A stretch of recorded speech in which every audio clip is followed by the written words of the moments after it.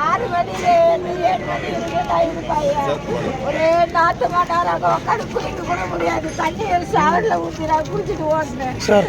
அந்த தெரு முனையில் இருக்கும் நல்ல இங்கே முனையில் ஃப்ரண்ட்டில் வந்து திரும்பினோம்னா அந்த முனையில் கொஞ்சம் மணிமேகலை சேர்க்கணும்னு நாங்கள் லட்சிட்டு வீட்டுலாம் வாங்கி வச்சுருந்தோம். இன்னைக்கு நாங்கள் அதெல்லாம் சேர்க்கிறோம்ப்பா. ஏரியா ஃபுல்லாக அந்த பிரச்சனை கிடையாது சார். எல்லார் வீட்லேயும் கொஞ்சம் அதை போன உயிர் போனதாக இருக்கட்டும், அந்த ஏரியாவை ஃபுல்லாகவே கவர் பண்ணிங்கன்னா பிரச்சனை இருக்குன்னா அதை கொஞ்சம் பார்க்க சொல்லுங்க ஐயா. இருக்கிற உயிரிங்களையாவது காப்பாற்றுங்க. அநியாயமாக எங்கள் சின்ன பிள்ளைய கூப்பிட்டுட்டோம். இப்போ எல்லார் வீட்லேயும் சொல்கிறாங்க, எல்லார் வீட்லேயும் அந்த ஸ்மெல் வந்துக்கினே இருக்குதான் தொடர்ந்து. அதுக்கு என்ன செய்யணுமோ அரசாங்கம் உடனே அதை இருக்கிற உயிரையாவது காப்பாற்றுங்க. நீங்கள் அதை தான் பண்ணணும். போன உயிர் போனது தான், இதுக்கப்புறம் வரப்போகிறது கிடையாது. இருக்கிற உயிரிங்களை காப்பாற்றுங்க. அநியாயத்துக்கு சின்ன பிள்ளை நாளைக்கு ஸ்கூலுக்கு போகிறேன்னு சொல்லிட்டு வந்து ஸ்கூலுக்கு போகிறேன்னு அதை இட்டு போய் ஒரு நாள் கூட ஸ்கூலில் இட்டு போய் விடாத அளவுக்கு ஆகிட்டோம்.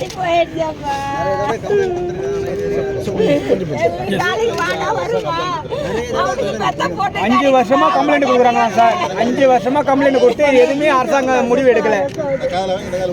இந்த ரெட்டியார்பாளையம் புதுநகர் பகுதியில் வந்து பார்த்தீங்கன்னா இப்போ விஷவாயு தாக்கி ஒரு பெரிய ஆபத்து ஒன்று ஏற்பட்டிருக்குது.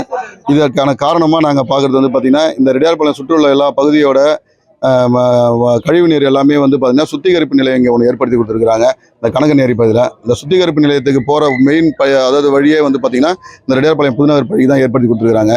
இதனால் வந்து தொடர்ச்சியாக இந்த 10 வருடங்களாக இந்த பகுதியில் உள்ள மக்களுக்கு வந்து நிறைய வந்து நிலத்தடி நீர் கெட்டு நோய்வாய்ப்பட்டு நிறைய பேர் பாதிப்படைஞ்சிருக்கான்றதை பலமுறை நாங்கள் அரசாங்கத்துக்கிட்ட எடுத்து சொல்லியிருக்கிறோம். எடுத்து சொல்லி கூட வந்து பார்த்திங்கன்னா ஒரு சில நேரங்களில் வந்து நடவடிக்கை எடுத்து சரி செஞ்சு கொடுத்துருக்காங்க. இன்றைக்கி ஏற்பட்ட சூழ்நிலை என்ன ஆச்சுன்னு கேட்டிங்கன்னா, இந்த ரெட்டியார்பாளையம் புதுநகர் பகுதியில் வந்து பார்த்திங்கன்னா இந்த விஷவாயு அதாவது அதிகாரிகளோட மெத்தன போக்கால் இங்கே வந்து செய்ய வேண்டிய பராமரிப்பு பணியை வந்து சரியாக செய்யாததுனால அந்த பராமரிப்பு பணியில் ஏற்பட்ட தொய்வினால் வந்து பார்த்திங்கன்னா இன்றைக்கி கேஸ் அதிகமாக ஃபார்ம் ஆகிடுது. அந்த ஃபார்ம் ஆனது தெரியாமல் காலையில் காலைக்கடன்கள் கழிக்க வெளியில் போனவங்க ஒரு 5 பேர் வந்து இந்த விஷவாயு தாக்கி பாதிக்கப்பட்டிருக்கிறாங்க. அதில் ஒரு 3 பேர் இறந்துருக்கிறாங்க.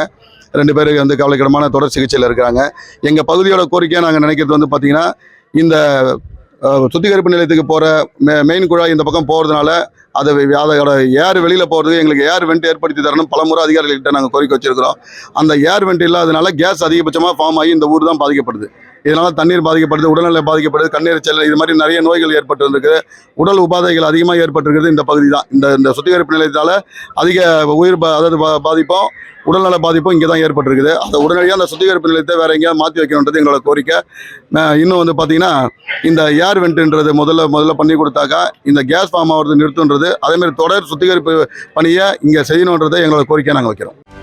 செய்திகளை உடனுக்குடனும் துல்லியமாகவும் தெரிந்து கொள்ள சப்ஸ்கிரைப் பண்ணுங்க.